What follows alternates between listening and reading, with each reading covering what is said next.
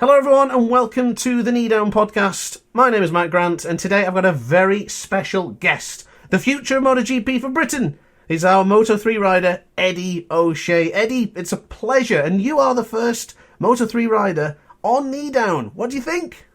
No, I'm happy to be here. Thanks for having me. It's a pleasure. We've been following each other for quite a while now, actually, on both of our platforms. You with real live racing and me doing virtual racing. And I've got to say, it's really nice to finally connect and finally meet up. Yeah, 100%. I've, when I was a kid and I was always interested in the new MotoGP games and begging my dad to buy me it was always from your videos. So it's nice to finally be here. I appreciate it, Eddie. I appreciate it. A little plug for me as well. I like that, mate. Yeah. We'll be doing that for you too. No, thank you. Then, Eddie, interview question time. I've got quite a lot of you here for today, so I hope you don't mind me asking away. I'm a fan, want to know more, you know me. So, first and foremost then, let's talk early days and the path to where you are today. How did you get into MotoGP from a fan perspective? Did you have an outside influence or did you just stumble upon it? You mentioned your dad a moment ago, so I imagine he was heavily involved. Yeah, we were always bike mad. My granddad loved motorbikes. He had a Blackbird on the road. My dad had a few bikes on the road. I think he actually crashed every single bike he had. So that's not a good stat, but does he mind you telling that story? No, I might be wrong, but I do think he did crash every bike.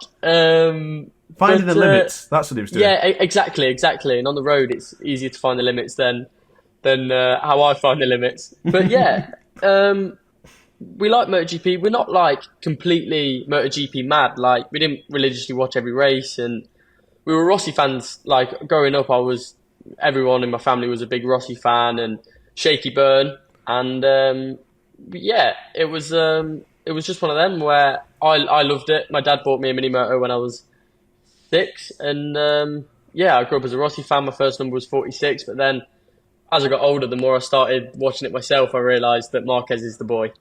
Oh, really? That you've transitioned now to a Marquez fan? Yeah. To be fair, I think a lot of people have. It's Marquez seems to be the favourite. The fan favourite at the minute. I think what makes Marquez so special, and it's his story now, being so battered and bruised, and still pushing forward and just pushing forward.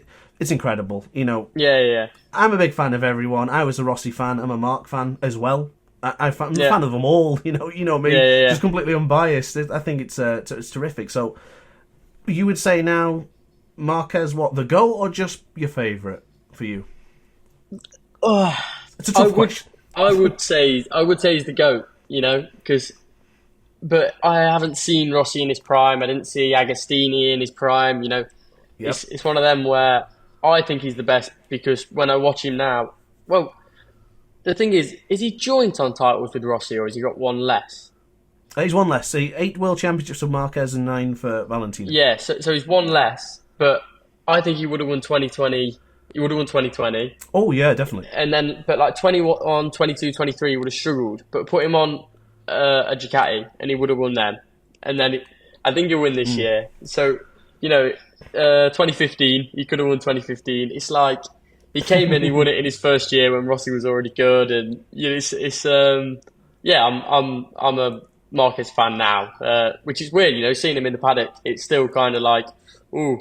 There's Marquez, but it's nice to be around him. I like that because I think even as you progress throughout your career, you will always have that little bit in you that says, "I'm a fan of everyone here, and I love being here. I'm watching as a fan still," and I think that's always 100%. Great to hear. I really like that side of it. So, regarding the journey then from getting from where you are today, from the junior level racing to the World Championship. How has that pressure evolved for you? To be fair, I think it's all relative. There's a certain amount of pressure in everything, really. Even when I was in mini motos, in the last race, I was in third, when I was in Cool Fab Racing. The last race of the championship there, when I was fighting, if I'd won, I came second in the championship, and if I finished second, then I finished third, and ended up winning and finishing second. But it's one of them where the pressure, I still feel the pressure then is the same pressure now. It's just the actual the grand scheme of it all is bigger. I like that. And I think, being put under pressure about asking about which is the GOAT was probably one of the most toughest questions ever. No, it definitely it is one of them where if I'd listen to people argue about it, like, and I'd understand if someone told me, no, Agostini's the GOAT. Yeah, okay. I think there's lots of aliens, Stoner, Lorenzo, Pedrosa, Eddie O'Shea. No, thank you. But there's an argument for everyone, and I'm open to it all, to be fair. Well, I mean, you laughed at the fact that I said Eddie O'Shea, but think about it from me as a fan perspective. I will never experience what you've experienced so far in Moto3, and I think you to get World Championship level is huge, isn't it? Yeah, and to be in that paddock. Yeah, it's every kid's dream. It's every kid from when we're 6 years old. We're always thinking, like, because every kid wants to be in Moto3. It's still a relatively small bike, and we all think that it's possible to be there. And as you get closer to it, you think, oh, this isn't as easy as I once thought as a kid. I imagine not. I mean, it looks like mayhem, it really does. But putting that into perspective, the where you are today, and this is something that you've worked so hard for. And you are an alien to the likes of me and the average people watching when you think about it. I know you may not think that because you are a very modest lad, which is always great to see, and I think those people are the best kind of people. But you are, in a sense, so I think, but does that add pressure if someone says to you, with the fans, who look up to you and think, do you feel that pressure? Or is it still, again, relative, as you say? Yeah, it is definitely relative. It's obviously there's more pressure having fans because obviously as a kid you don't have fans. It's just, but I still don't consider myself, like, I don't think people are fans of me yet. Like, when we go to Silverstone, I think it would be nice to see everyone, but I can't imagine people will see me much differently to, like, when they see me and then when they see Marquez, I feel like they'll just see me as, like, I don't know, it is strange but when I was a kid and when I was a massive fan of Moto3, if I seen, like when I used to watch it, it was, to be fair, when I first started watching it, it was like Arbolino, Agura, Canet. It was that year, which I think was it was like Martin, so it was 2018. 18, And yeah, it was, so if I seen Martin, it would have been a big deal for me. But I don't know, it feels like now that I'm here, people aren't as much fans as Moto3, but I don't know if that's just because it's where I am. That is my championship now. I think it's a perspective thing. Do you think? Because as I was saying, like, I look at you and every single ride in that World Championship level, even the junior GPs, those boys are riding some seriously fast bikes and something that I'll never experience. And as a fan, I have the utmost respect, and I think they are a level above. They're the next level. And I would put you in that category, absolutely would. And I'm not blowing smoke up your backside. I generally think that everyone in that category deserves that recognition. And I really appreciate that. Even with podcast today, the idea is, that for us, we're all trying to grow. Every single one of us. Yeah, exactly. From the person who finishes last to the first person who finishes first. There's no one better or worse than another as a human being. And we all deserve that push. So absolutely. For me, I think so. I think I will die on that hill. Yeah, but even if you said to me you'll be on a podcast with Dr. Ace in 10 years' time because you're in Moto3, I was a fan of you, and now it's weird that you're a fan of me because Transition, I used to watch you. Yeah. Actually, I watch you more than you watch me now, apparently. Apparently you've not been watching lately, so I'll let it slide, though, mate. when this new career starts, I'll be on it. I'll be there. I expect to see you in the comments, mate. I'll be in every single one. God bless you, mate. So then, continuing on then, I've got a few more questions for you regarding early days and the path. So, when you were a kid and you tried the mini bikes and you got into the fab racing as well, is it instantly a clear goal, or are you thinking more national level with bigger bikes, or was you were absolutely adamant 250cc lightweight classes is where I want to be? No, I always had in my mind that because there's from when I was in fab until now, every year a path has opened up for me. So when I was 11, I went to the Rookies Cup, the British Talent Cup selection event. Honestly, I went in as practice on the bikes for the next year's application. But Alberto Puig was a big fan, like of how I was riding and how small I was and how young I was, and he was like adamant that he was like, yeah, we're going to take you to British Talent Cup, and I was like, oh wow, I really appreciate that. That's amazing. And then from that point, really, from when I was 12, it was a path where if you win it, you go to junior talent team, win junior talent team, and then MLav opened up in 2021, and it all seemed to be a pretty clear path for me. So yeah, I've always kind of had in my mind that I would be able to enter into Moto3, and now that I'm here, we start to get up the front and fight for the top 6 in the championship. I don't really have much doubt that if I finish top 6 in the championship, then a Moto2 ride will come available, and then same again to be in MotoGP. Yeah, very targeted, very focused mindset. I like it, mate. So moving on to the next part, which actually transitions well to what I've just said there. I know you're a big fan of training. You are very serious about your training, and that's why you keep in great shape. So, what is your routine like in the sense of training? Are you adamant to it? Is what it looks like you are? Yeah, 100%. I live in Mallorca now, in Palma, and I train with my trainer Angel Poyatos. And we train 6 days a week. We have Sundays off, so we ride motorbikes 6 days a week, and then it's usually Tuesday and Thursday morning. We are riding motorbikes in the morning, and then Monday to Saturday riding motorbikes in the evening. And like the opposite would be training either cycling or running. So we train twice a day, 6 days a week.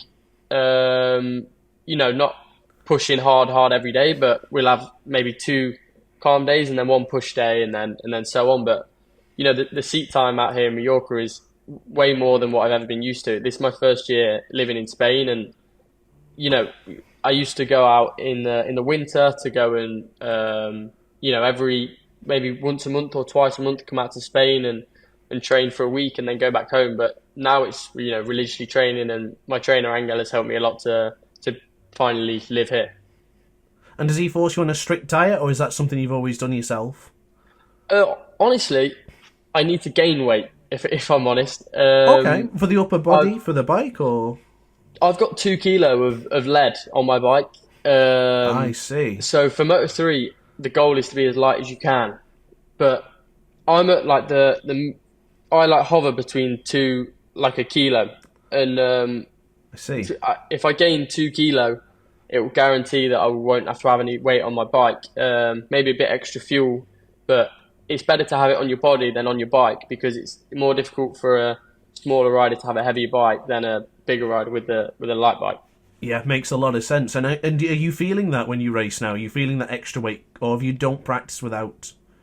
No. We all the weekend. So since being in Moto3, I've had the extra 2 kilo, and in junior GP I didn't have it because the minimum weight is less. So coming into Moto3, it was. But I didn't really feel the 2 kilo. To be fair, they put it in the frame, like on the side of the frame, so it doesn't. You can't really feel it. You don't really get affected by it. But yeah, me and my flatmate Carter, we eat very well, to fuel our bodies for the next day. We do it because our bodies feel like we actually need to eat well to be able to train the next day. Yeah, I like that approach. I think a lot of things start from the diet, and when you eat crap, your life becomes crap in a way, because you don't sleep well, you would sleep late, or you feel sluggish. So that makes a lot of sense. And but is that something you've always been like, though, or something you've had to force yourself into? No, to be fair, since I was in British Talent Cup, really, so 12 or 13, I've always, if I did eat bad, we all have a pizza and a burger, Yeah, of course. There is like a deep down sense of guilt. Like, I was going to ask that. And like the first day I arrived back here, because we're filming this after Argentina. I've just got back from Argentina. I'm jet lagged by 4 hours. So the first morning I arrived back, I didn't train in the morning because I was absolutely shattered. And then when I finally woke up, and my flatmate Carter, he races in British Supersport, he was out training and I was awake thinking, oh, I wish I went. But I know in the long run, it's probably better for my body, but it's a sense of like, you feel like, if someone else is training, everyone's training and everyone's trying to be the best version of themselves. And do you listen to yourself? Do you take your own advice? Do you feel that regret, or do you think, know what, I should today, I should be good and I should rest? Yeah, no, to be fair, with sleep, I do feel like it's better for you. It is mandatory to sleep well and recover well. But when you have a pizza, it's like that's your doing. You've done that just because you wanted to. So, but no, I do listen to my body. Everyone should, and I feel like I do, and I am very balanced. I think that's good. What's your favourite cheat meal if you have one? Oh, favourite cheat meal? A Nando's. Just anything Nando's, just straight up chicken and... sunset burger with halloumi and a little bit of halloumi on the side as well, and I like broccoli and mash. I wasn't expecting such a detailed answer. Oh yeah, that's my go-to. I love Nando's. That's brilliant. So as you mentioned, you did come from Argentina just a couple of days ago. That's actually my failing on my part. I should have said that at the beginning. But we do get into the conversation regarding race weeks and track, etc. So this is now going to be regarding your mental and physical preparation. Of course, the preparation just discussed with the training and everything like that. But how about the mental side of it? Do you get nerves before going to race weekends? Do you have that sense of butterflies? How's the feeling? No, not necessarily going to the race weekend. Like now, I've got Qatar coming up, and I feel completely fine. My crew chief sent me all of the data that I need to look through and understand how to, the fastest way to go around Qatar. I've got I can play the game. I can. True. And honestly, if I don't know a track, I'll play the game religiously until. It's that close. It does. Well, honestly, I play GP bikes. Okay, yeah. I think it's a little bit more realistic because and the Moto3s feel a little bit more realistically on GP bikes compared to MotoGP. But yeah, I used to play MotoGP, but since getting a PC, I've started playing GP bikes, and yeah, I don't necessarily get nervous going to the race weekend. On the flight, also, I don't get nervous. I only really feel some nerves on maybe the Saturday morning. No. Friday afternoon for practice when you have to go into the top 14. But free practice, I go out, I feel calm. And my music depends a lot on how I'm feeling. Me and my media guy, Matt Dunn, we're going to start doing reels on Instagram where I post like the music that I listened to before that race. I just did one for Argentina. I'd seen it. It was good. And I feel like because however I'm feeling, I'd have to listen to music to correlate with how I'm feeling, and if I'm feeling calm, then I listen to calm. But if I feel like I need to get my mad up, I've got some songs that, get me in the mood to fight. It pumps you up, you hit the chest and everything. Yeah. I've seen it. I seen the reel. I thought it was great. You were singing along, you were bopping. Great editing as well, actually. So fair play to Matt. Yeah. Thank you very much, great. Matt. Yeah. It was really good. I'm happy with it. Thank you. I think you definitely should. I think, of course, if you're listening to this podcast or if you're watching it on the KneeDown YouTube channel, don't forget to head over and follow Eddie O'Shea. I'm sure we'll put your link in the description somewhere. Or unless, Eddie, do you know your Instagram handle off by heart? Yeah, it's just Eddie O'Shea Racing. OSHEA. O'Shea. Make sure you follow him, guys. Keeping an eye on this young British talent rider. I say British talent, well, you're actually Moto3, but I mean a British rider with talent is what I mean. Thank you. That makes sense. Yeah. So you answered pretty much everything and pretty much that question there. But how do you discuss then the data with your team? So after you've been through all that conversation, you've been out on the track, you've experienced it all, you go back into the pits and it's immediately debrief. How is that for you then? Is it a case of them pressure to explain clearly what you want to get across and want to convey the right message? Or is it simply just, I'll speak and you guys will figure it out? Yeah. Moving to MLav Racing World Championship team from MLav Junior team in the Junior World Championship. I've had a new crew chief. My new crew chief is Paul Williamson. He was Josh Watley's ex-crew chief. And yeah, it's strange going into a weekend with a new crew chief, because it's the one person you talk to and you have to completely trust. What you tell them is, I'll come in, I'll explain my feelings of what I have with the bike and how we can improve the bike to help the feelings that I have. If I have any problems, then I'll tell Paul, and Paul will make the bike better in that situation. And yeah, I just tell Paul what my problems are. We discuss, if we do make a change.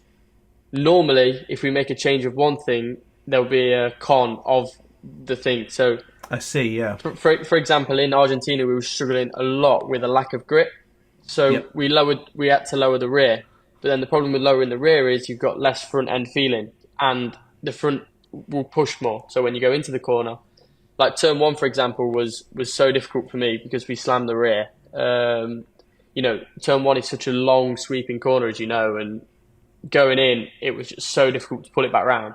But it turned out that all weekend we'd been lowering the rear, trying to find grip. And then we found out that on the Saturday night, we sat down and we had a discussion that maybe we've gone too far low. And now what I'm doing is, in the corner, I'm having to open the gas and turn with the rear to get it to turn. I see. And then that is destroying the tyre, meaning I've got a lack of grip. So for the race, literally, we don't have morning warm-up now because MotoGP have the parade lap. I'm not a fan of that. I really wish they'd bring that back and have warm-ups throughout the day.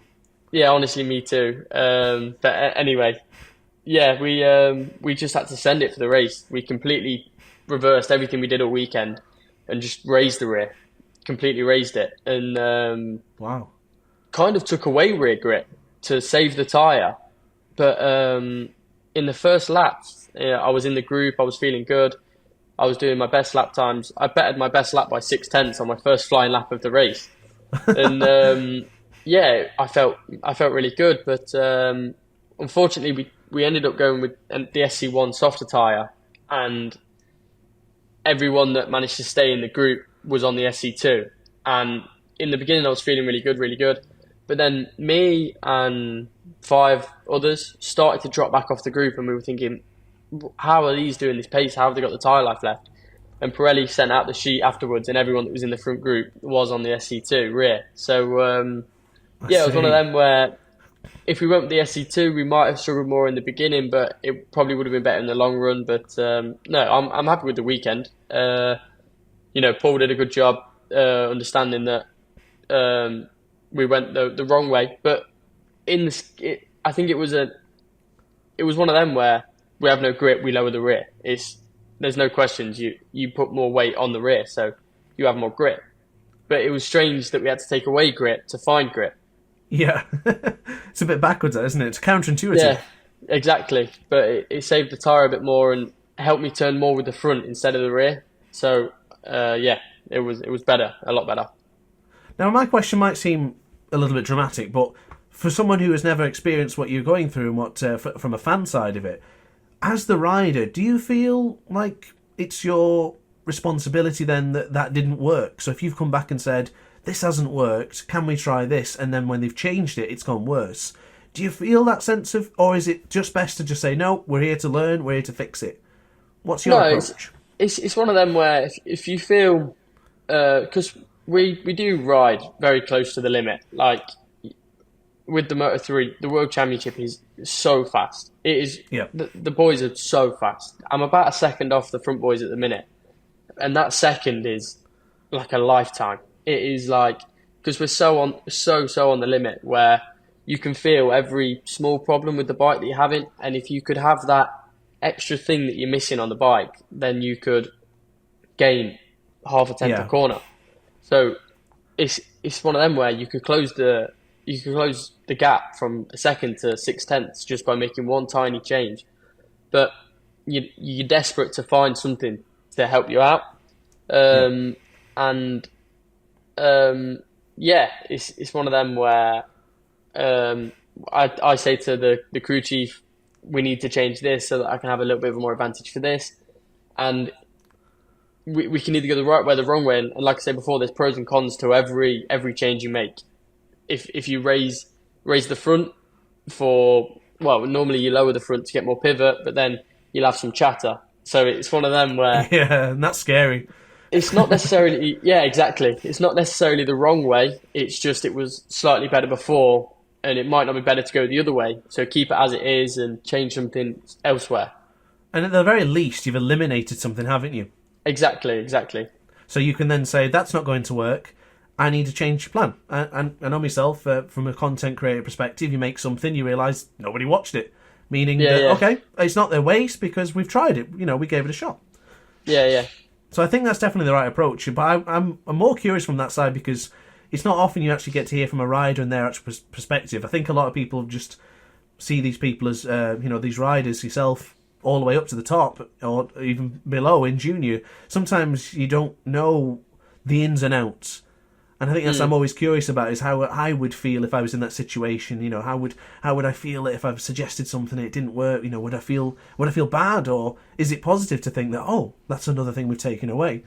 So the question might seem dramatic in the sense of do you feel like this? But I'm just curious on that side of that perspective that we don't get to see. Yeah, it is. I don't know. It's hard to explain. For me, it's all I've ever known. Riding motorbikes, and then understanding the feeling, talking to your team. It's all I know. I don't necessarily it makes sense. Yeah, I don't know algebra as well as some kids, but I know how to explain. I know how to explain the feeling I'm having with a motorbike to my team. So yeah, like I said, it's all I've ever known. It makes a lot of sense. It really does, especially when you say it like that, because everyone's got a forte in some point. But I think for me on the outside, not knowing what it is, there's an allure, to it. There's something. It's elusive. It's interesting. And then for you, you're living that life, so it's like, well, we just change the bike. Which is this? Yeah, you just change the bike like that. Whoa! You know what I mean? Yeah. And the teams are incredible. Like we can write off a bike and have it ready for the next session. That is crazy, isn't it? Like you can completely write off your bike in free practice, and people will spend months trying to repair their bike, whereas we get it fixed in 3 hours, a whole new bike. That's unbelievable, isn't it? That is really impressive. It is actually mental. It's like I couldn't do it. I'm no good mechanic. At least you're honest. Yeah. But I think something we didn't mention is that this was your first time in Argentina, wasn't it? Yeah. It was my first time in Argentina, and because it's been 2 years since MotoGP were last there, or a year. It's 2023 was the last year. Yeah. So it's been 2 years since we were last there, and free practice because Moto3 are the first session out there. We had like no grip at all. Was it first dirty? Session. Yeah, so dirty. It was like riding on sand dunes. No, is it really that bad? You can feel it so much. Yeah, and we had no grip from get-go, and the tyres just were destroyed because the little grains of sand just completely wrecked the soft SC1. Wow. So yeah, it was you're reaching massive speeds from turn 3 to 4. Yeah, exactly. Putting your trust on the brake there is pretty scary, isn't it? Yeah, 100%. And the curves were the worst. The curves were so dirty. Like entry 4, we were using the curb by the end, but in the beginning you couldn't. You took the front just upright on the curves. Wow. That shows you how bad the track conditions can be, and then the conditions you guys have to ride in. Yeah, and the track doesn't get used. No, it doesn't, does it, for anything? No, only MotoGP. That's crazy when you think about it. Yeah. I don't know. That is actually crazy. I don't know why they don't have track days or anything there. Surely they'd make more money doing it. I think it got cancelled last time for financial reasons as well. Yeah, and it was something. I'm not sure. To be fair, they could open it up. But...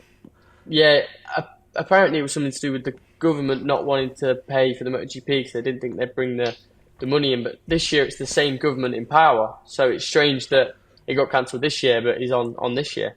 And it was huge crowds as well in Argentina. Yeah, massive. Was it record? I'm not sure. 2 or something. But all the fans are crazy. All night outside our hotel, they were flat out on the limiter.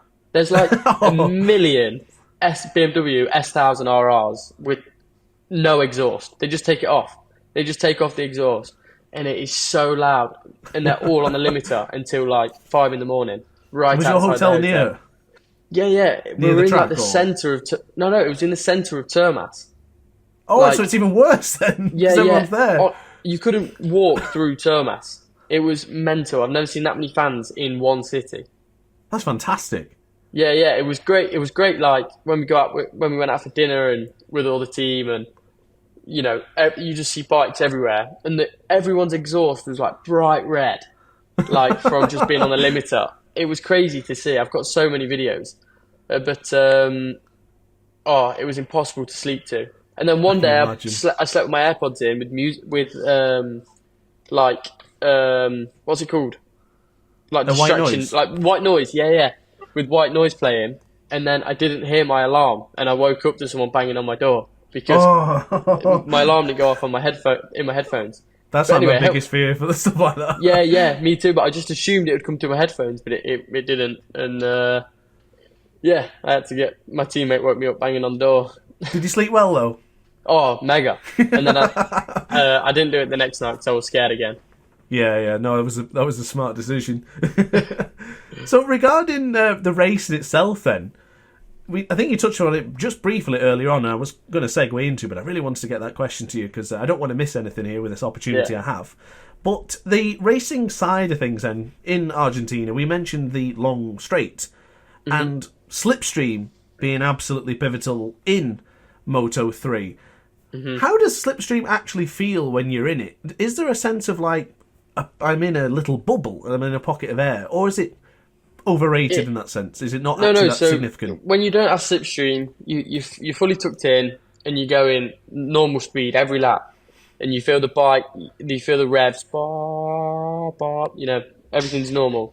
But in the slipstream, you'll be in the slipstream, and you'll just feel it completely suck you in, and the revs just climb. It is like, ooh, and you feel like it feels like someone's when you're cycling.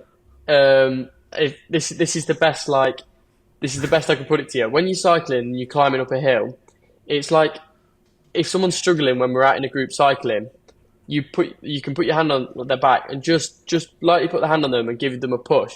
It is like just that being slightly, yeah. And your revs climb, and it's like you're in. But when someone's in your slipstream and then you're being overtaken, you can feel the last moments of the slipstream. You get pulled back, like it slows you down, and then because I can feel like someone's in my slipstream, ooh, and then when they pull up next to you, the air in between the two bikes brings you together. That's why you see Moto3 riders hit all the time on the straight.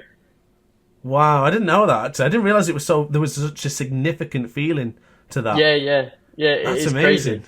Because Moto3, it's brilliant for that. You know, there's that iconic clip of Catalonia, I think it was 2021, where it was dangerous, everyone. That one. Yeah. But everyone didn't want to take the slipstream because they knew the rider behind would get such a significant advantage. But for the feeling side, that's unbelievable.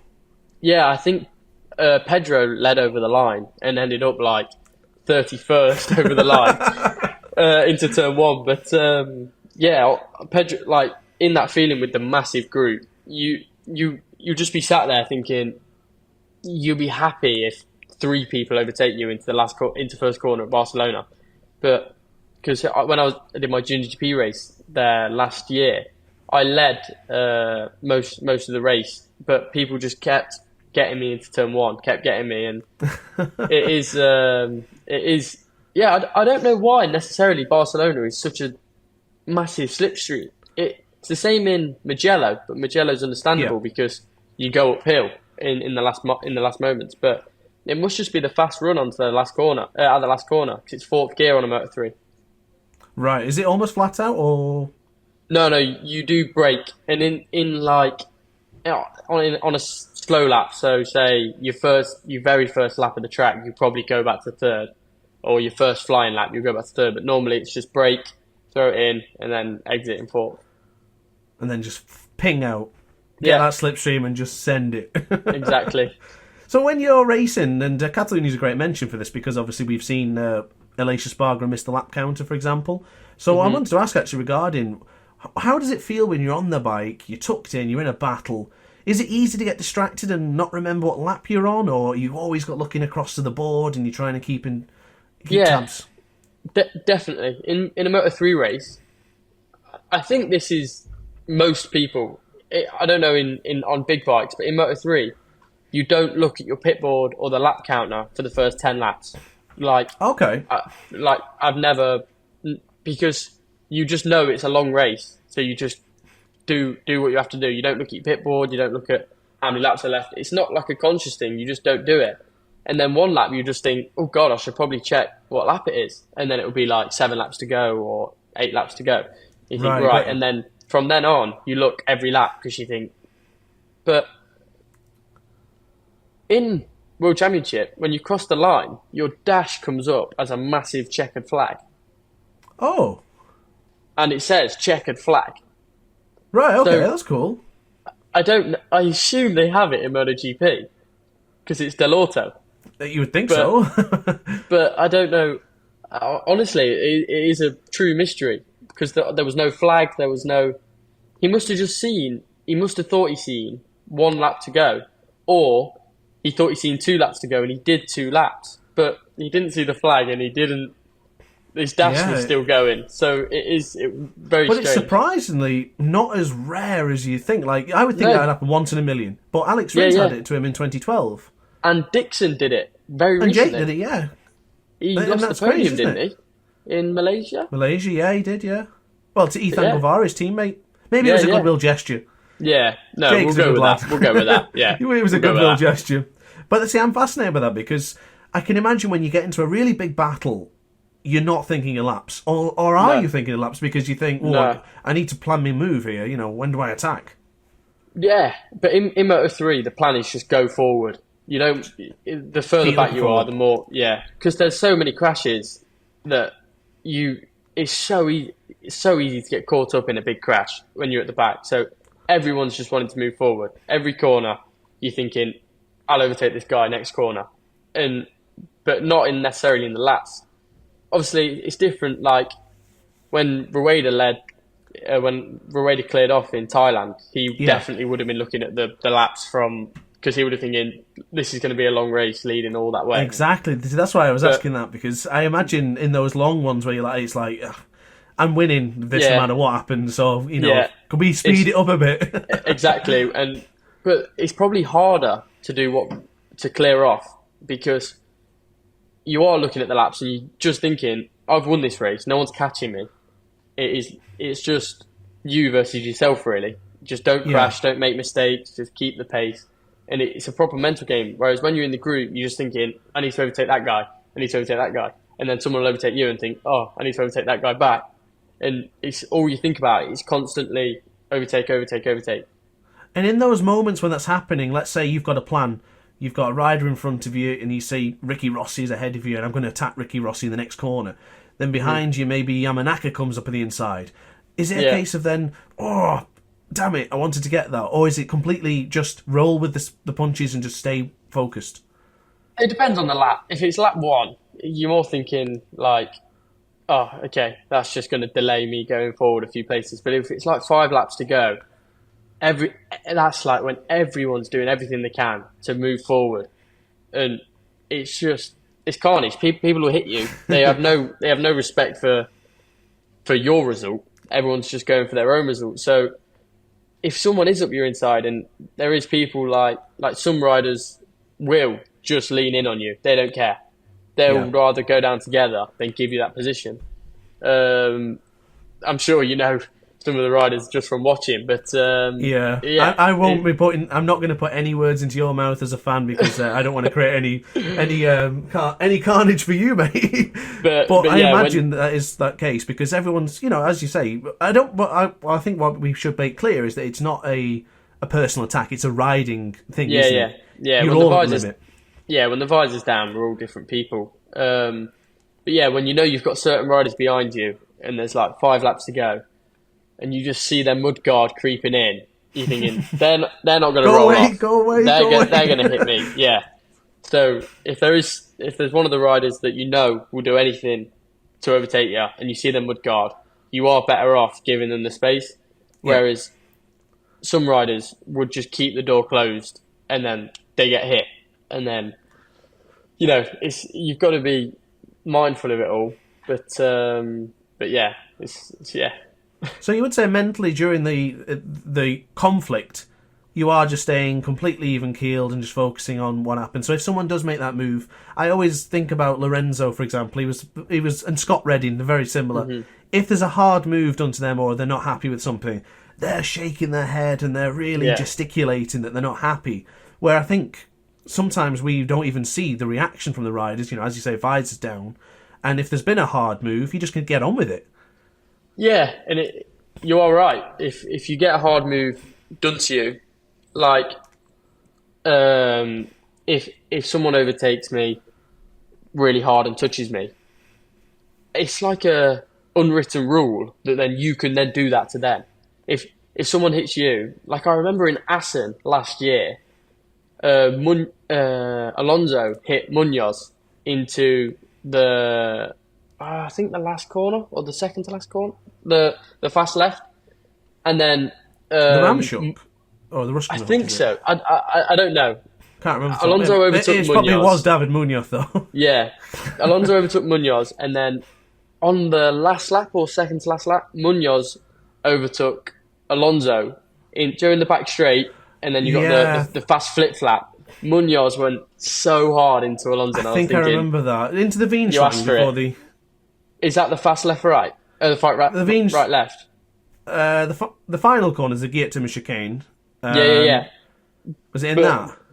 No, Munoz hit Alonso in the. Do you know the back straight where Lorenzo had that high side in the wet? Oh, yeah, that's the corner I can never pronounce. The Munimir or something, and then into I'm not sure. The very fast right. Got you. The very fast right and the fast left. Munoz hit Alonso into the very fast left, and I was thinking, well, yeah, it was 1-1. That. I can't remember off the top of my head. Yeah. I remember watching it thinking, Munoz is going to do something here. And at that point, you weren't signed up for Moto3 yet, were you? It would have been before Silverstone. Was it last year? I want to say yes. Then no, I wouldn't have been signed. So then you weren't. I would have known. I would have known because I knew after Sachsenring. But is that before Silverstone? Yeah. Anyway, the calendar's changed this season, so it's messed me up. Qatar not starting round 1 has just messed me up. Yeah, and Silverstone not being the one before the summer break, that also got me. That's everything's messed me up. Everything's going a bit mental, isn't it? Yeah. So do you have? It might be an easy question, but you haven't still tasted all the Moto3 tracks yet, have you? But do you have a specific favourite track that you've been on so far, either world or national level? Yeah, Sachsenring. Really, straight up. Yeah, nothing comes close. No. Wow. Okay. And what is the purpose of that? Just the 9 left-handers. Left. Yeah. Like it's just Marc Marquez is the same. Like Marc Marquez. If Marquez was the same on the rights as he's the left, I think Pecco said it at one point. No. That if his rights were as good as his left, it'd be over. Yeah. Or even half as good. It's not the same with me where everyone would be cooked and I'd win the championship. It's just I'm so much better in a left than a right, and it is all due to the fact that when you're banked over on the right, you've got the rear brake here, and everyone rides on their tiptoes. Like normally, most people ride on their tiptoes. So to get to the rear brake, you have to move your foot kind of in the middle of your foot, and it's more difficult for people to get more feeling when they're in the middle of the foot because their whole body position has changed.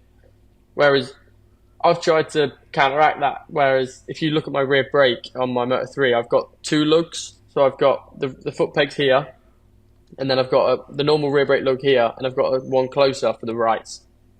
Right. Okay. So that I can go more onto my tiptoes, so that on the right I can use the rear brake. So that's why you feel in that corner you can just get that tip on it. Because I know Ross used to say the same thing, didn't he, regarding the rights, where he was left-handed, so he didn't feel that concern with the right. But a lot of riders with them being right-handed, they struggle in that tucked-in position. But you'd say it's just for the rear brake, or with the body position as well? Yeah, it's the throttle, the body position with your foot. There's so many things. Whereas on the left, I don't know, I feel so free. My hand feels free. It feels like I can go around the corner.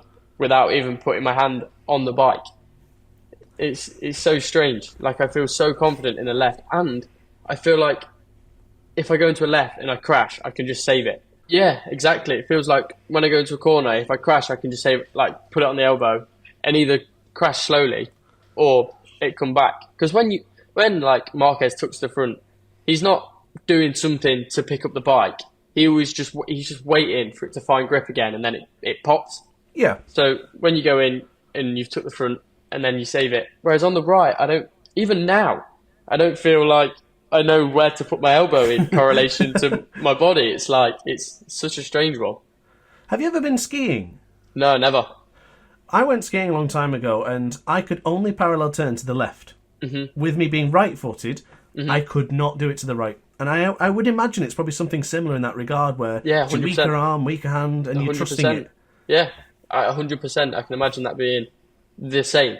And even when you do learn to do it on the right, it will never come close to you on the left. Like, I've always been able to get my left elbow down since I can remember, but I only got my right elbow down for the first time not winter just gone, the winter before. Wow. Like, it's just one of them. Like, now I can do it is like without thinking about it. It's just like elbow down. But it took me like, I'm only just getting comfortable to like getting my right elbow down. It's a strange one. That's crazy. And yeah. And being in the sax ring, we're using that to your strength for so much. Mm-hmm. How does it correlate for the undulation? So is it a problem if you go if you go upwards or if you go down? Does it change, or is it still it's on the left hand side? I feel comfortable. Yeah, it's on the left, and I'm confident because if I crash, I just feel like I can save it. That's really good. Yeah, it is.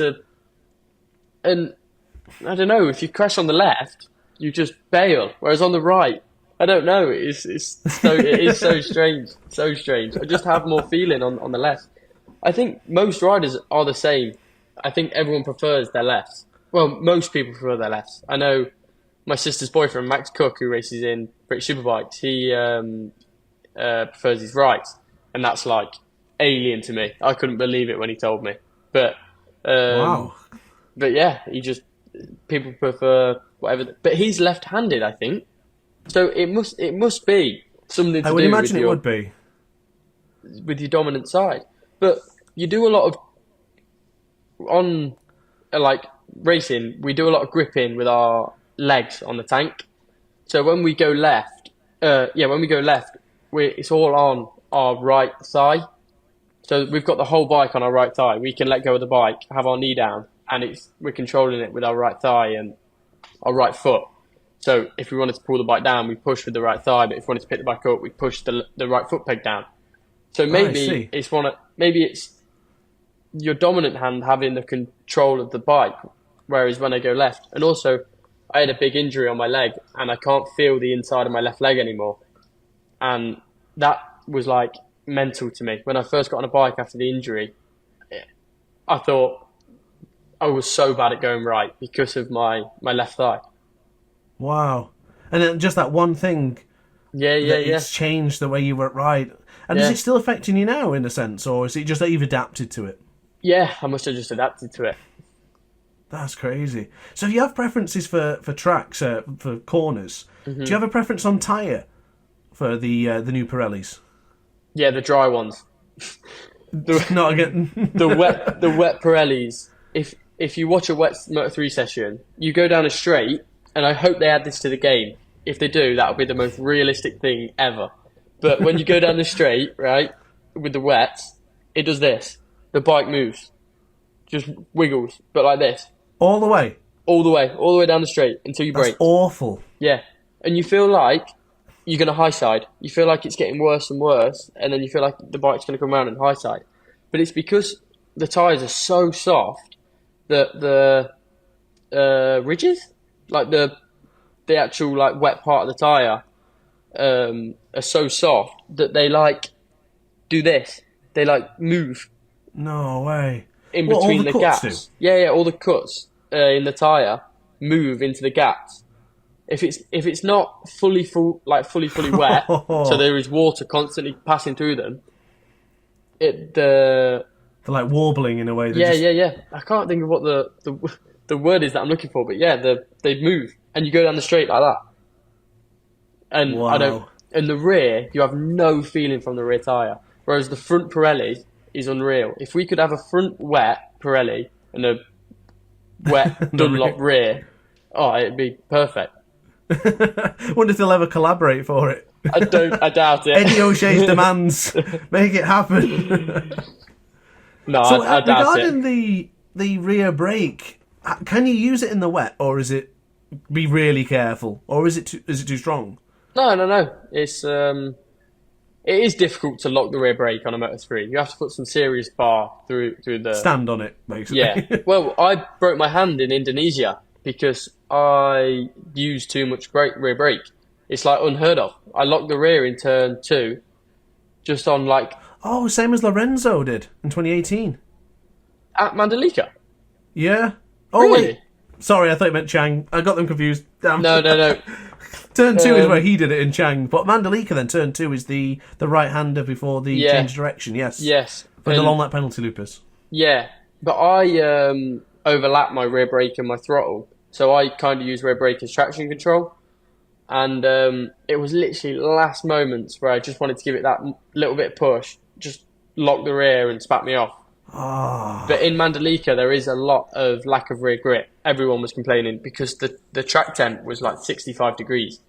It was just boiling the tyres. You couldn't even use... There was no difference between the SC1 and SC2. It was just like you were riding on ice. Yeah, you were just melting the rubber. And I had 2 crashes there that weekend. The high side into turn 2 twice. Oh, God. How does a high side feel? Slow motion. Really? Yeah. If you ask any rider, yeah, you're in the air for so long, and you're just waiting. Like when you see the bike and you see the floor, it's like the longest. You're probably only in the air a second, but wow. you'd be certain that it was 4 or 5 seconds, and you're just waiting, and then when you hit the floor, the bam. Everything speeds up again and you're rolling through the gravel. That's like the opposite. You feel like you're going so fast. And like when you roll, say you're high side, you land on your back, you haven't hit your head yet, and then you roll through the gravel and you scratch your helmet, like you can feel you hit your helmet and you think, oh, Shark is going to be so mad. You think, oh, they've got to bring a new helmet to America. That's the perspective, I guess, of the rider, then, isn't it? Because if you think like, you just think, I hope he's okay, and you're like, I'm fine because I'm just worried about my helmet. yeah, and like I wear Furigan suits, and every suit brand wants their rider in a brand new suit or a non-crashed suit. You will not see a rider in a crashed suit in a race of Moto3, and like. This year we started in Feb, so we didn't have enough time to make the new livery and produce enough suits. So I had 2 suits for round 1, and I crashed in one in the test. So then I only had 1 for the race. So then they had to bring a new one for Thailand, and then I crashed in the race in Thailand. So then they had to bring a new suit to Argentina. It's like they're constantly trying to catch up, and it is crazy. Because the airport lost your luggage, right? Well, almost lost it. You did get it eventually. Yeah. But you said that one of your Furigan leather suits was in there. Yeah, that was actually a really big deal. That was that. But it's the new suit as well. I don't know if you've seen, but Zarco's got the new... Zarco has been testing this year a new shoulder pad for the suit for Furigan. And it was one of them suits. And you didn't want to lose that. No, and I did. It didn't arrive, and it arrived Friday afternoon to the hotel. Thank God. See, that's just not fair, is it? You're concentrating on the weekend, you've got so much to do, and then the airport messes something up like that. Yeah. It happens, I know, but it's frustrating, isn't it? And I only had one... I had one crashed suit, which Furigan repaired and painted really well. So, looking in from a camera, you won't be able to tell. But Furigan, they want everything to be perfect. So, I had one crashed, good repaired suit, one new suit, and one suit in my suitcase. So I only really had one suit, and I know I posted a video on Instagram saying, yeah, and I've not got a suit yet. The suit didn't arrive, but that was like a big stress. I can see why you're so concerned about it. I remember for myself, I got ran over once, and my glasses flew off my head, and I was so mad that my glasses were about to be broken because I'd had glasses for a while, and I looked after them. I always do, and then I seen them. As you say, in a way, it was kind of slow motion, and I just seen it crack on the floor, and I was just so mad. You can relay every motion you do on a high side, and I can imagine. Did you get hit by a car? Yeah, I went over the top. No way. Were you just walking? Yeah, I was on a zebra crossing. No way, and it just hit you. Yeah, he wasn't paying attention. I just went over, and as you say, when something breaks, or I had a Rossi hoodie on and it got all ripped and things. I was gutted. Yeah, I can imagine. So I was really spoiled. So I can imagine, as he's saying, your suits and the problems it causes. Yeah. Not just because you've crashed, but the problems that you're going to have to now deal with further down the line. Yeah, and when I was a kid, you never thought that riders would have to be thinking about they actually can't crash because they haven't got enough suits. But in Argentina, I didn't crash in Argentina, luckily. But if my suit didn't arrive, I was constantly thinking on Friday, you can't crash. You cannot crash. Yeah. Because I haven't got enough suits. But that's a whole extra level of pressure now on you. Yeah, exactly. But then finally, when my suit arrived, I was fine again. I had 3 suits and I was happy. I think that says a lot about you as well, though, for your credit to you for actually wanting to look after it, after the brand, and be the athlete that they sponsor you for. Yeah. So I understand that. There's a sense of pride in that, isn't it? And you obviously don't want to crash. Of course you don't. But I understand that from that perspective. I think some people will be able to just shut off and go, it is what it is. I'll get a new suit. But I like your approach. You're thinking, no, this is a team effort, it's a collaboration. I'm not going to mess it up. Yeah, exactly. Fjurigen don't want me out there in a crash suit. I don't want to upset Fjurigen by being in a crash suit. It's exactly. Makes a lot of sense. But I touched base on the pressure in there as well. And when you've been racing in the past and you've got family and friends watching and stuff like that, how do they support you throughout the journey, and how do they support you in each weekend? Because if you're in Argentina, you're a million miles away. Is it phone calls, or is it just, I'm with my team, I'm busy, and I'm focused? No, it's a lot of phone calls. It doesn't take long to go through a lap of data and understand what we have to do and the bike changes. So I call my girlfriend back at home, I call my mum, I call my nan, I call my dad. I call everyone back at home. But this year, the MotoGP, we used to watch it on the MotoGP video pass, but this year it's only set to one IP address. So I've had to buy my own MotoGP video pass, and my sister has one. And we've all gone to TNT now. We all watch it on TNT. Oh, have you? You've transitioned across now to it, yeah? Exactly. So it's because everyone wanted to watch the first session of Thailand, and they couldn't because the video pass was only set to one IP address. Because we used to just share it between my whole family, and now we can't. I had that problem last year. I went to Garmisch in Germany for the BMW Motorrad days, and I wanted to watch. I can't remember what Grand Prix it was at the time. It might have been the Sachsenring. It was the Sachsenring because I was in a different part of Germany, and I got to the airport. I had 2 hours to kill. I want to watch MotoGP, and it said I couldn't because my account was locked to my IP address back home here in the UK, and I was like, why have a VPN never sponsored me before? Yeah. It sponsors everyone else. Why can't we get NordVPN or something on? I actually do use NordVPN, but I'm not there sponsored. There you go, as a plug. I can't believe it. So I may have to consider maybe for the future also trying out TNT. I'm a huge World Superbike fan as well, and I'm a big fan of Greg Haynes. I love his commentary, so I am tempted just to move for that. Yeah. But I really love Matt Burt and Lewis Sotheby's commentary in MotoGP, so I'm torn. Yeah, me too. It's difficult. Me too, but I feel like it's more of a family because I know the TNT crew quite well now. It's weird that I can speak with Neil Hodgson because growing up I was a big fan of him, but Neil, Michael, so it is nice to watch it on TNT because I know, and I feel like it's less.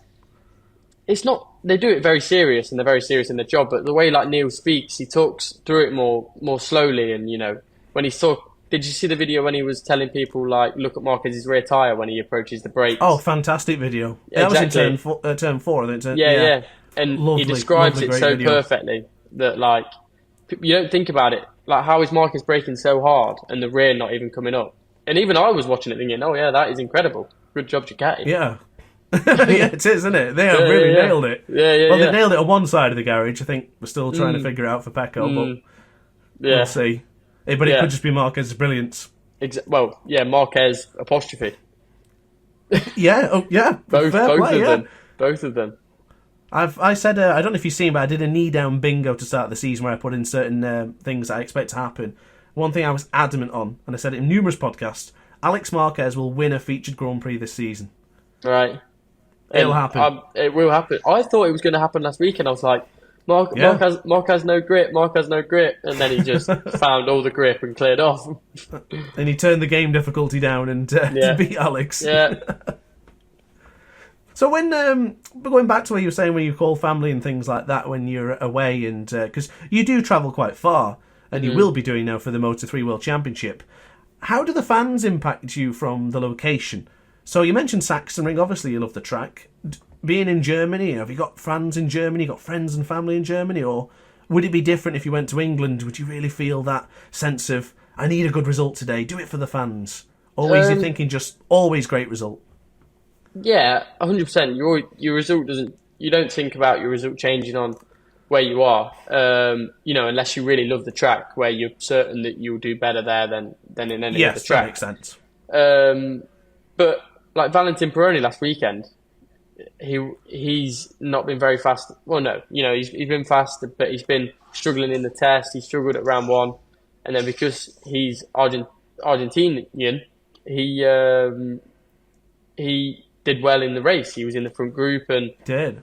Yeah, he rode very well, and I think it is just that home crowd like feeling where So I am excited to go to Silverstone. I haven't raced there since I was 12 years old in British Talent Cup. So it's been a very long time since I last raced there. So I don't actually remember the track at all. But yeah, I'm looking forward to go, and I feel like having the home support will do well. And yeah, like you say, in Asia, I've had a lot of Asian teammates in Junior World Championship. So like in Thailand, Tachikorn, I'm very good friends with Tachikorn. And I had like this one fan gave me a t-shirt and it said Eddie O'Shea here in Thai. And the back of the t-shirt is like a massive picture of me, like a cartoon version of me, and a massive 8 and an 8 ball and O'Shea. I can go and get it if you want. Fantastic. It's in my bedroom. Yeah, it's honestly. Wait, hold on, give me a second. Please do. Look, here's the front. This is Eddie. It says Eddie O'Shea in Thai. Yep. And then here's the back. That is absolutely marvellous. So cool, isn't it? And then that is really cool. Yeah, honestly, when she gave it to me, I was like, "This is incredible," and she was like, "Yeah, thank you." I was like, "No, this is wow." Honestly, I was like, and that's just the start. That's yeah. Now. That was round 1, but it's because it's because I was teammates with Tachikorn, and obviously Tachikorn and Somkiat, they're like superheroes over there, aren't they? It was crazy exactly. for them. And I've got a sponsor in Germany, so I think he has a rental company for the Nürburgring, and I think I'm going to go to Germany. No, I'm going to stay after Sachsenring and go to him back to the Nürburgring and then spin some laps there with him. Whoa, so that's awesome. Yeah. That's really cool.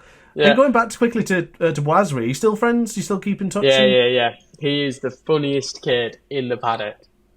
Really? Yeah. That's great. He's hilarious. And do you have much contact with everyone in there as well? Or do you communicate a lot, or is there something that they don't want to be disturbed? Like the Lorenzo types where they keep themselves and they focus on pure business. No, not really. I'm quite close to Tachikorn, Colin Vire. There's riders in there that you're good friends with, but people don't like to there is some people, and I understand it. Like, why would you want to be friends? Isn't it? Yeah, why would you want to be friends with people that you're competing against? Like, I highly doubt football players, they're friends with their teammates, but you're not necessarily the friends with the other team, are they? So yeah, of course, yeah. But because it is a single sport, where it is just a rider, it'd be difficult to go to a weekend because I don't have family come with me to the flyaways or like to all the rounds, so I am alone most of the time, and it is difficult, to be alone. So, but everyone's alone. So, me, Colin, we talk a lot, and it is good. So regarding the fans, how do you get any boosts or anything? So like if you had that lovely T-shirt you showed me a moment ago. Is there any sense of like, this weekend now it's got to be that extra special, and I really, really enjoyed those parts. Does it give you extra momentum? Yeah, definitely. I've not been to somewhere where there is lots of fans. You have little fans that, they want you to sign their caps, but I've not had an actual massive, fan group like the MotoGP riders. They have the grandstands. They can feel the support, but I haven't had that moment where, you look at fans and you think, oh my God, like this many people are here to watch me. And I feel like if there was that moment, then it would feel surreal, because we are just all normal people. We're just trying to do our best racing motorbikes, but then these people, live to watch me watch my motorbike. And not me, but like Marquez and I bet I bet it is absolutely crazy. Yeah, I think so. I mean, even if it's just one person, I think that one person makes a huge difference. And I think experiencing it and watching from people, and I think you're just maybe a little bit modest, if anything. I think a lot of people are there, and I think if anyone's walking around in leather suits and they're about to go racing, I think it's one of those things that gets you excited. You think, oh, one of the riders is there. It's something we'll never experience and see from that side. So I think it's great. And I'm really glad that things like that happen where, a fan supports you in that way, where they give you a T-shirt, because you'll remember that forever. And Pecco Bagnaia's Go Free slogan came from a fan. I know. That is crazy, isn't it? Imagine being that it's fan. Little things like that. Exactly, yeah. Can you imagine? I bet it's so cool. It would be absolutely amazing. Yeah. So, speaking of slogans, I did notice on your Instagram, you have the saying, don't think, just do. Mm-hmm. Can you elaborate further and explain why and where you got that from? Yeah. To be fair, I wish I knew this fact a bit better, but I don't. But anyway, when I was young, I used to run the number 114 up until I was 11 years old. My race number was 114. And that's because it's Maverick's plane number from Top Gun. Okay. And somewhere in the film, someone says, don't think, just do. I think it's Goose to Maverick. I think. I don't remember, it's a long time. Yeah, somewhere in that film they say, don't think, just do. And it's my second year having it on my helmet and in my bio, but, it's just like a little thing back to my old self when I used to run number 114. I like it because also, which probably you may or may not realise, but for this conversation, I've learned that you do live by that. From what you've been speaking about and the way you've conducted this. It is just, go for it, try it. Yeah, and in our sport, you've not got time to think. If you think about making an overtake, the moment to overtake them has already gone. So it's like, if you see them open the door, don't think, oh, should I do it? Just do it. There's no time to mess about, just do it. What's the worst that can happen? Go for it. Yeah. I love it. I'm going to live by that. I will always remember this from now on. Because I'm one of those people, I'm a thinker. I like to try and think before doing it, and then sometimes it holds you back. Let's be honest. Yeah. Sometimes it can. I do try, big decisions. I do try and think a lot about it. I don't live every single thing I do by just not thinking about it. It's mainly, on the track. Don't think about making the overtake. Just do it. I like it. Just send it. Yeah, exactly. Just send it. What's the worst that can happen? So you mentioned your racing number back when you were younger. Now you run the number 8, and with the 8 ball. Mm-hmm. Where did that come from? What is it you like about that? I got given it in British Talent Cup. I got given number 8. I wanted number 18 because that is Cool Running's bobsleigh number.